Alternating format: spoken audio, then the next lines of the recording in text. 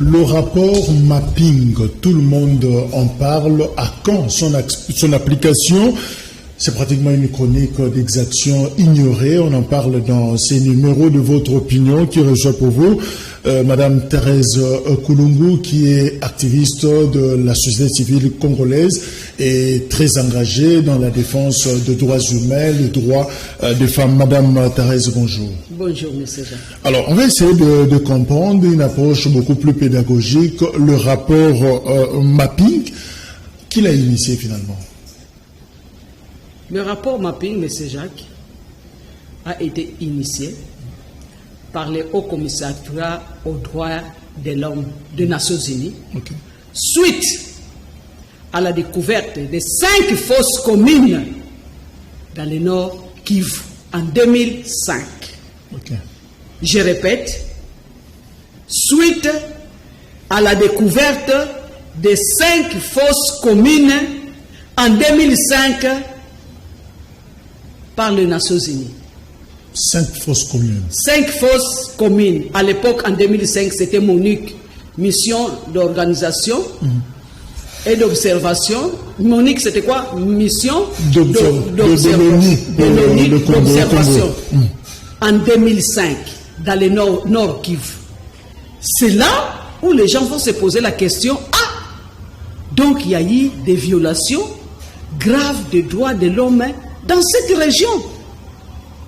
Et c'est là où est venue l'initiative de cette mission. Je ne peux pas parler des enquêtes, mais une mission de documenter les graves violations des droits de l'homme et des droits internationaux humanitaires qui se sont déroulées dans la période de 10 ans, de 1993 en 2003. Mais finalement, dans cette période-là, avant bien le mapping, mais il y a eu quand même des rapports d'experts des Nations Unies sur les exactions, sur différentes exploitations des ressources en République démocratique du Congo. C'était pas suffisant? Monsieur Jacques, avant ça, il ne faut pas mélanger les choses. Nous venons d'une dictature. Vous savez bien que Mobutu a régné pendant 32 ans. En 1990, il y avait les résultats de Perestroïka. Donc on devait quitter la dictature pour le pluralisme. Pour le pluralisme. Vous voyez, de 1990 jusqu'à 1996, avec l'entrée de l'AFDEL, il y a eu, si je peux dire, échec de la démocratisation. Mobutu devait laisser la dictature pour le pluralisme. Et c'est là où nous, avec la CNS, disons, comment on appelle encore CNS? Conférence nationale souveraine. Pendant qu'on se préparait, ou qu'on organisait la conférence nationale souveraine, il y avait les ennemis du Congo qui se préparaient pour envahir le Congo. Notamment, cette coalition que nous pouvons appeler, pour ne pas entrer en profondeur par faute de temps, l'arrivée de l'AFDEL, de cette coalition diabolique, est venue bouleverser tout. Et depuis 1996, à ce jour, nous vivons, nous allons de violence en violence. Nous allons de crime en crime. Est-ce qu'on peut se permettre de dire mapping parce que c'est pratiquement une documentation exhaustive? Donc, on a pris pratiquement toutes les exactions comprises dans cette période de 93 à 2003. Mais c'est Jacques, je peux te dire que l'équipe qui a documenté ou qui a travaillé sur le rapport mapping, c'est une équipe composée des experts et des professionnels des Nations Unies. Quand on dit Nations Unies n'engage pas n'importe qui. C'est sur base de l'expertise, c'est sur base de, qu'est-ce que je peux dire, c'est sur base de l'expérience. Et qui dit Nations Unies dit quoi? C'est tous les pays réunis. Donc ce n'est pas n'importe qui, ou ce n'est pas des profanes qui ont mené des investigations. Donc des personnes qualifiées. Des personnes vraiment qualifiées. Alors le rapport portait sur quoi? Les rapports portaient sur les violations les plus graves des droits de l'homme et des droits internationaux humanitaires commises entre 1993, mars 1903 et juin 2003, pendant une période de 10 ans. Pourquoi, et vous savez, pourquoi cette période? Parce qu'on a estimé que c'est pendant cette période où les troubles ont commencé au pays. Et vous avez bien vu, je n'ai pas vraiment la précision, mais c'est scindé en 4. En 4 périodes. De 1993, ainsi de suite, c'était l'échec de démocratisation. Est arrivé l'AFDEL en 1996 jusqu'à 1998. De 1998 jusqu'à 2000, voilà, AFDEL entre avec tous les pays, Rwanda, Burundi, Ouganda, ainsi de suite. Et puis, ils installent,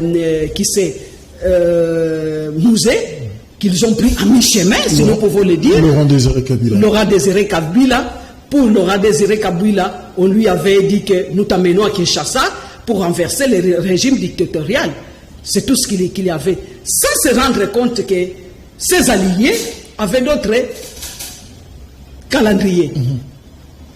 Quand ils arrivent à Kinshasa, vous connaissez ce qui s'est passé, ils ne se sont pas entendus. Il a eu à chasser ses alliés. Ils se sont retranchés à Goma avec l'aide du Rwanda pour ne pas sombrer dans l'historique. Est venue la guerre la plus meurtrière du RCD. 98. De 98 jusqu'en 2000, disons, je peux dire que jusqu'en 2003. Bien avant le dialogue intercongolais. Oui, jusqu'en 2002. Et puis est venue la transition, et puis les élections. Ok. Alors, le rapport mapping, plus de 500 pages, reprend des chapitres spécifiques consacrés au crime de violence à l'endroit sexuel contre les femmes et les jeunes filles. Vous êtes femme, vous défendez le droit des femmes. Est-ce que vous pouvez en parler sérieusement, spécifiquement, les crimes à l'endroit dirigés contre les femmes et les jeunes filles? Bon, je vais quand même mettre l'accent que pendant cette période, il n'y a pas seulement les femmes qui ont été victimes de ces violences. Donc, tout Congolais ou tout celui qui s'est trouvé sur le sol congolais, donc ces crimes n'ont épargné personne, mais particulièrement la femme où le viol a été utilisé comme arme de guerre. Justement.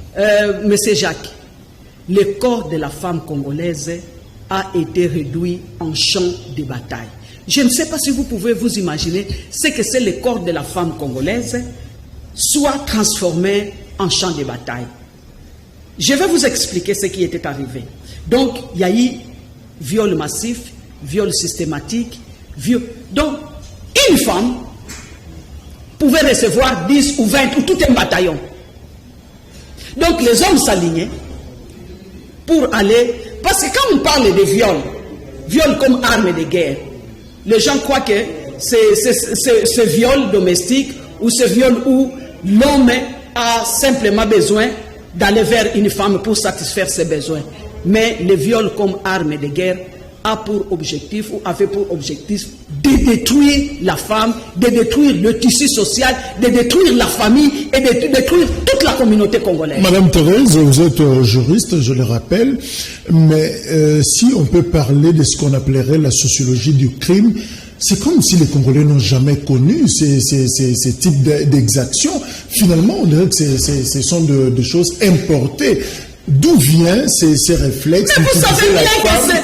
Comme pratiquement la cible, le viol comme arme de guerre. Mais quand on a utilisé la femme, quand on a violé la femme devant toute la communauté, devant ses enfants, devant son mari... Ce n'est pas un comportement congolais. Ce n'est pas une faute. Mais vous savez bien que ça vient des génocidaires.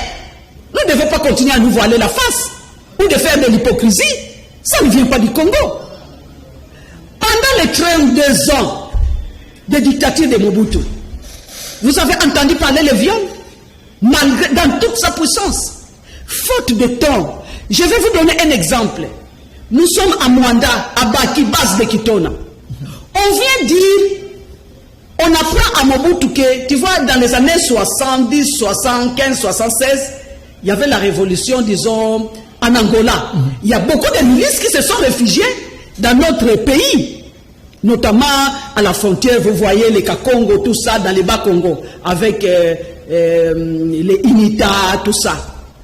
Un jour, ça tombe dans les oreilles du maréchal qu'un des miliciens venait de violer une femme infirmière dans un village qui revenait du travail, je peux dire violée proprement.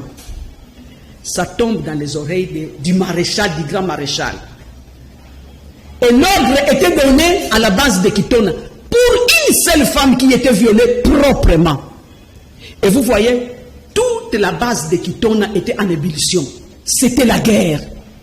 Et le même jour, le président de la République a demandé à tous ces groupes, à toutes ces milices, de quitter le territoire congolais pour une infirmière qui était violée, je peux dire proprement.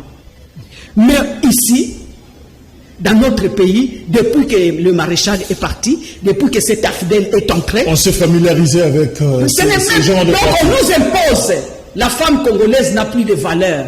Le corps de la femme congolaise a été transformé en champ de bataille. Donc les miliciens se battent sur le corps de la femme congolaise. Il faut être dans le Kivu, il faut être disons, dans les provinces orientales pour vivre. Dès que vous entendez seulement les témoignages, ou quand vous voyez des femmes qui sortent de ces conflits, mon frère, il y a de quoi se révolter. Il n'y a que les Congolais qui ne se révoltent pas. Mes chers amis, je peux vous dire que tous ces crimes qui sont décrits dans les mappings, disons, parce qu'aujourd'hui, on ne parle pas vraiment. Donc, les incidents, les 617 incidents décrits dans les mappings peuvent être des crimes contre l'humanité, crimes de guerre et même des génocides.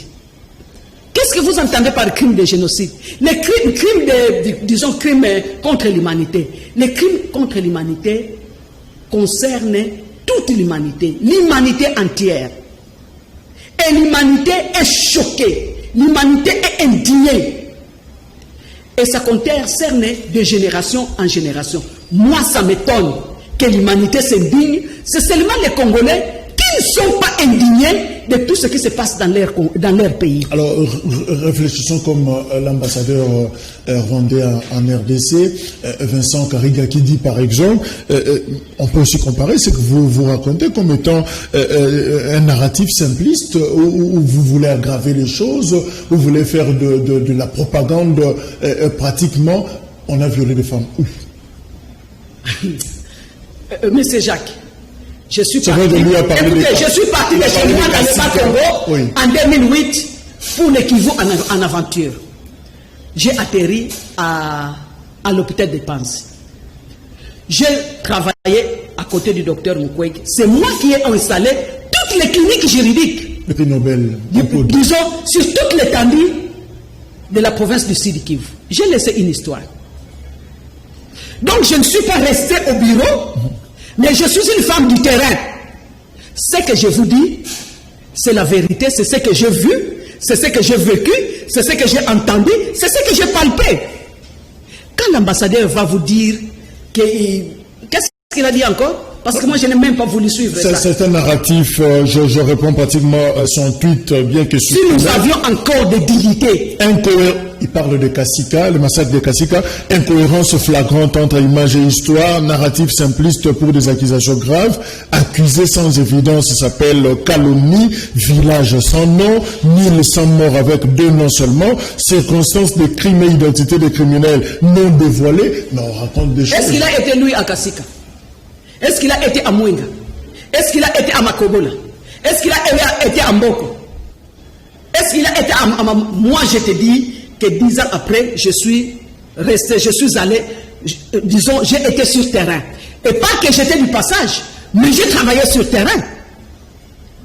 Pendant 10 ans. Avez-vous vu ces femmes violées? Rien qu'à Bukavu, c'est plein de fausses communes. Rien que la ville de Bukavu, c'est plein de fausses communes.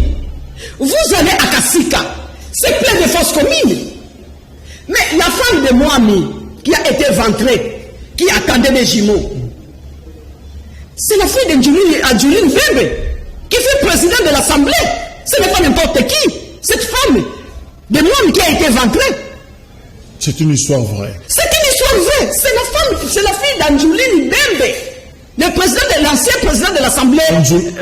Vous avez entendu parler? Lucie Lonyoni. Voilà. Non seulement que c'est dans la cour du moine qu'on a commis ces exactions. Ces gens n'ont pas de valeur. Ils ne connaissent... Non. Même les lieux sacrés, les églises ont été profanées. On trouve des fidèles dans l'église, les fidèles ont été massacrés. On va dans les couvents des sœurs, on viole les religieuses et on les massacre. Il y a des fosses communes. Il y en a. Mais alors, Madame Thérèse, peut-être on peut donner raison aux diplomates rwandais. On dirait qu'il y a un problème de documentation des exactions en République démocratique du Congo. Parce que quand il dit, vous parlez de 1100 morts, mais vous ne citez que 2. Est-ce que le rapport Mapping a été suffisamment exhaustif, a vraiment repris toutes ces exactions? Ou c'est juste de la littérature? Je viens de vous dire que ceux qui ont travaillé avec les rapports Mapping ne sont pas des profanes. Vous l'avez dit, ce sont des experts qualifiés. Ce sont des professionnels. Non seulement les rapports Mapping, et puis ces experts ne sont pas descendus, ils commencent à documenter, mais ils ont pris en compte et les ONG sur terrain et la population et tout. Donc, ce sont des professionnels qui ont utilisé tous les moyens pour faire éclater la vérité, pour mieux documenter. Oublions de bien quantifier. Bien quantifié, à part les mappings, les mappings, il y a des rapports des ONG locales, il y a des témoignages. Faute de temps, je pouvais vous amener les images que j'ai. Moi, je suis arrivé à Mwenga. D'ailleurs, pas seulement moi. Avant ça, je suis arrivé à Mwenga. Mais en octobre 2010, il y a eu marche mondiale des femmes. Marche mondiale des femmes. Donc, les femmes du monde entier sont descendues à Mwenga, là où on a enterré 15 personnes, 14 femmes vivantes et un homme. Il y a un mausolée là-bas, dont les noms sont repris. J'ai ça dans mon téléphone. Les noms sont repris. Et quand on vous dit qu'on a enterré les femmes vivantes, ce n'était pas le fait d'un jour. Ces femmes ont subi des sévices pendant au moins une semaine. On les a attrapées. On les a menés dans un coin, dans un trou rempli d'eau salée pendant au moins une semaine où ils étaient en train d'être torturés. On les prenait comme certaines étaient prises dans cette piscine d'eau salée. On les prenait, violait, on les remettait. Par qui? Mais par ces militaires. Quand vous allez à Mwenga, les femmes vous chantent le nom des bourreaux que je ne vais pas citer ici. Allez à Mwenga, demandez aux femmes, on va vous citer les noms de leurs bourreaux. Qui ne sont pas à Kinshasa.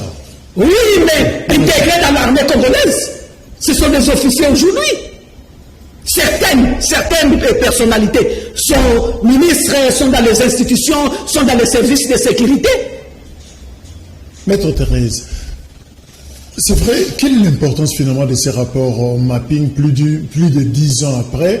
Vous nous présentez un tableau sombre. D'un côté, il y a des crimes. D'un autre côté, on voit il n'y a pas de justice pratiquement par rapport à toutes ces exactions. Mais à quoi ça sert ces gros rapports? Je vais vous dire une chose. Nous avons connu une transition ici. Et il y avait 4 commissions appui à la démocratie, notamment la commission vérité et réconciliation. C'est cette commission qui devait nous amener à établir la vérité de ce qui s'est passé. La commission n'existe plus. Écoutez, c'est cette commission qui devait travailler sur la justice, pour donc une justice transitionnelle, établir la vérité sur tout ce qui s'est passé. Toutes les commissions ont fonctionné, sauf cette commission. Je me demande, et cette commission s'est terminée, bracadabra. Vérité réconciliation. Moi, ça n'engage que moi. J'ai simplement conclu ou déduit qu'on a étouffé cette commission parce que tous les animateurs de la transition étaient impliqués 1 plus 4 dans toutes ces violations. C'est ça que ça n'engage que moi. Vous comprenez? Donc on ne va pas venir nous dire, c'est comme ça que nous réclamons, nous, qu'on installe une véritable commission vérité et réconciliation. Donc l'absence de justice par rapport à ces crimes documentés dans les rapports mapping, c'est le fait d'une manipulation politicienne. C'est le manque de volonté politique. Et puis tout ce qui anime nos institutions sont cités d'une manière ou d'une autre dans ces crimes. ils ne voudraient pas qu'on ressuscite, qu'on exhume ces rapports. Mais donnons le temps au temps. Je crois qu'il y a, dans toute chose, il y a un commencement et il y a une fin.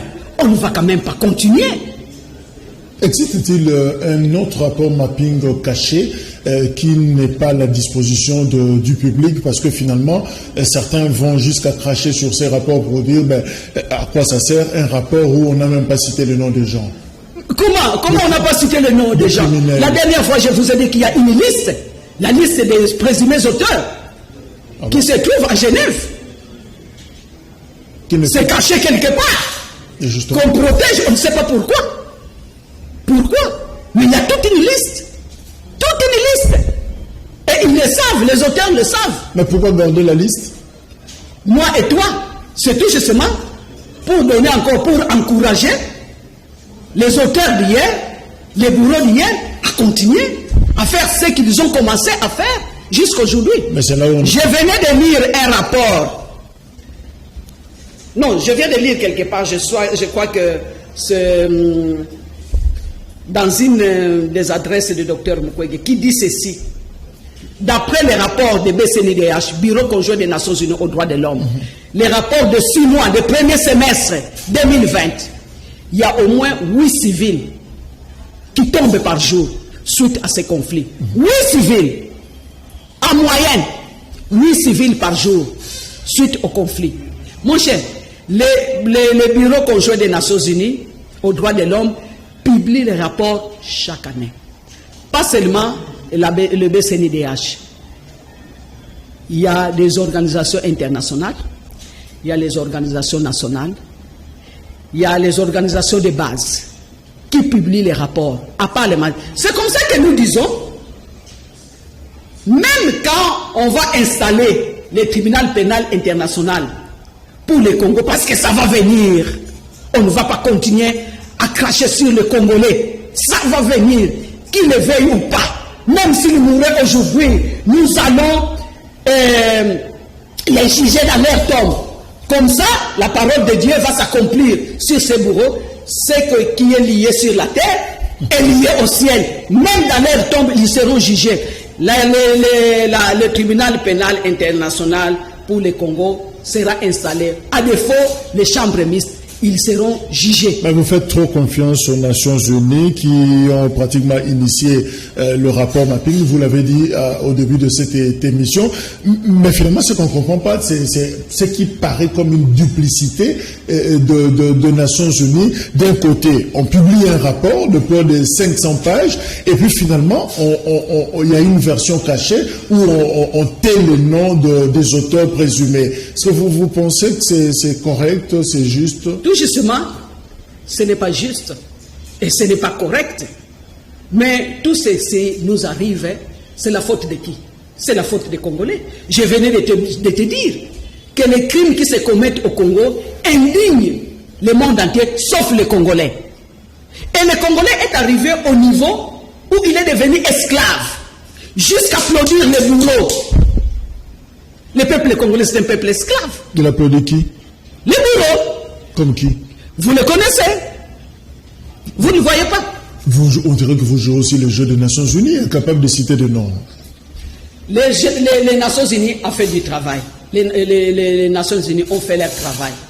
Mais quand vous lisez les recommandations des Nations Unies de ces rapports, ils jettent la balle à la République démocratique du Congo.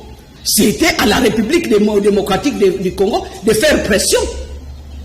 Et ce sont les Nations Unies qui ont empêché le fonctionnement de la commission vérité et réconciliation pendant la transition. Ce sont les Congolais qui les jours sont des Congolais et les soirs ils sont avec les bourreaux pour quelques intérêts quelconques. C'est ça. Nous avons perdu la dignité. Alors, vous avez cité les propos de l'ambassadeur. Si nous avions encore de dignité, excusez-moi, mais il devait déjà quitter les sols congolais. Martin Fayoulou, d'ailleurs, le politique congolais, a demandé. Il devait déjà quitter. Une expulsion, il a été reçu par le chef de l'État. Alors, parlons chiffres maintenant. Combien de morts selon les rapports mapping? Les rapports mapping, ça, je ne peux pas tromper, mais non, je n'ai pas vu cette phrase. je ne peux pas avancer. 5 millions, 6, 8, C'est 12. plus, pour cette période de 1993-2003, il parle de 6 millions. Okay. Je ne peux pas dire que j'ai vu ça dans les mappings. Il n'y a pas de morts oubliés, non? Non, bon, est-ce qu'on peut compter tous ces morts? Il y a eu des disparus. Si, avec ce qui est arrivé, l'enlèvement des femmes, le phénomène qui avait existé ou qui existe encore, où on vient enlever les femmes dans les villages, on les amène dans la forêt où ils vont vivre 1 année, 2 ans, 3 ans, ils reviennent avec des grossesses. Nombreuses ont péri dans cette forêt, dans le parc Kaouzi-Biega, dans le parc de Virunga. Qui a compté tous ces morts? Qui a compté? Qui a compté? Mais il y a quelque chose que je ne comprends pas, Madame Thérèse. Vous étiez sur terrain et vous collaborez avec le prix Nobel Mukwege à l'hôpital de Pandi. Comment expliquez-vous cet acharnement sur les femmes à l'Est? On vient, on enlève les femmes, et puis ils sont engrossés, puis finalement... En fait, la finalité, c'est quoi?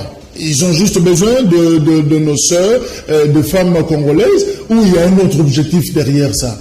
Mais c'est comme ça que je vous dis, je n'ai pas eu le temps de rencontrer ces bourreaux, mais la commission vérité, on devrait nous dire la vérité, quel est le mobile de ces enlèvements.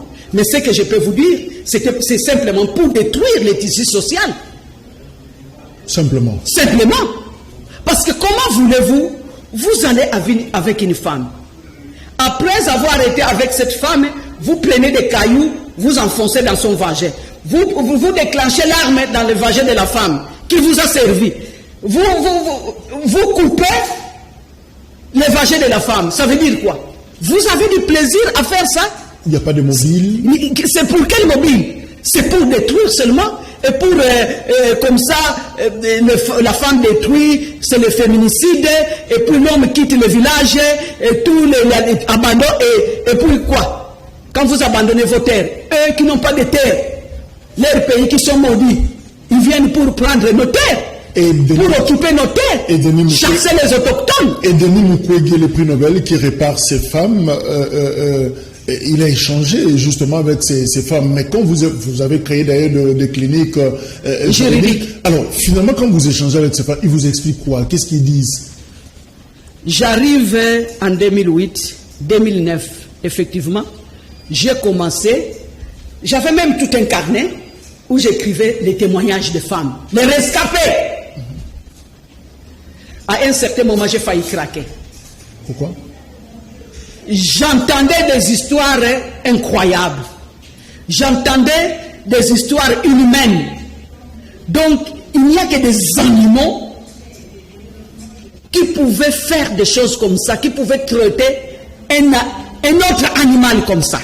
Ça ne se passe pas en Tanzanie, ça ne se passe pas en... Je n'avais jamais entendu parler de la RDC et aucune explication jusqu'à... Vous voyez une femme enceinte qui veut accoucher et vous avez du plaisir à couper cette femme avec des gilettes. J'arrive à Panzi, mon cher. Il y a une histoire que je n'avais jamais oubliée. Après l'avoir violée, cette femme, pas par un seul, pas par deux, pas par trois, les bourreaux vont prendre les plastiques. Tu connais les plastiques? Est-ce que tu connais les plastiques? Exactement. On met du feu. Quand on met du feu, avec le plastique, ça fait quoi? Ça se dissout, non? Un peu malléable. Et on prend ces liquides-là, on les met, on les place au-dessus du vagin de la femme, et ça fait quoi? Ça colle. Non! Ça colle, et par après, la chair commence à s'enlever. Ok. En fin de compte, vous imaginez? Des brûlures partout. Des brûlures partout, et il n'y a plus la peau. Des exemples comme ça. Mais le grand problème, ces femmes la disent, bon, en fait, les bourreaux le faisaient pourquoi? La finalité. En fait, c'est quoi le mobile? C'est ça que nous voulons comprendre. Ce sont des animaux sauvages qui envahissent notre pays. C'est ça que je peux vous dire. Parce qu'un homme normal ne peut pas le faire. Ce sont des pratiques nouvelles. Qui sont venus du génocide. Alors, de l'autre côté. Alors, un peuple génocidaire. Même Mobutu, dans toute sa puissance, n'a pas traité ses adversaires comme ça. Jamais. Mais les pauvres citoyens, les pauvres mamans qui vivent ou qui vivaient paisiblement dans leur pays, dans leur village, dans leur communauté, un jour surgissent des bandits comme ça. Vous allez dire quoi? Vous allez dire quoi? Mon cher, je vous dis ce que moi j'ai vécu. Je ne suis pas resté dans le bureau. Et les enfants de ces femmes vous écoutent. Et les enfants. Et d'ailleurs, le docteur Mukwege est arrivé à la 3e génération des femmes violées. La mère a été violée, porte une grossesse issue du viol. Il rentre de son village. Cet enfant issu du viol est encore violé avec une grossesse 3e génération. Et vous allez continuer à ça. Les conséquences, c'est qu'il n'y a pas eu de justice. On en parlera. Il y a un système d'impunité qui a été implanté dans notre pays. On en parlera justement au prochain numéro où on commencera par la responsabilité de la part du Rwanda selon le rapport mapping. Et puis on va encore parler de l'impunité finalement par rapport à tout ce que vous venez de relever. Madame Thérèse Koulongo, merci. Merci beaucoup. Voilà, merci à vous. Rendez-vous au prochain numéro parce que ce n'est que le début. On va continuer à chercher à comprendre ces rapports mapping, cette chronique d'exaction ignorée en République démocratique du Congo. Merci de votre fidélité. Le programme continue sur Canal Kin Télévision. Au revoir. Au revoir.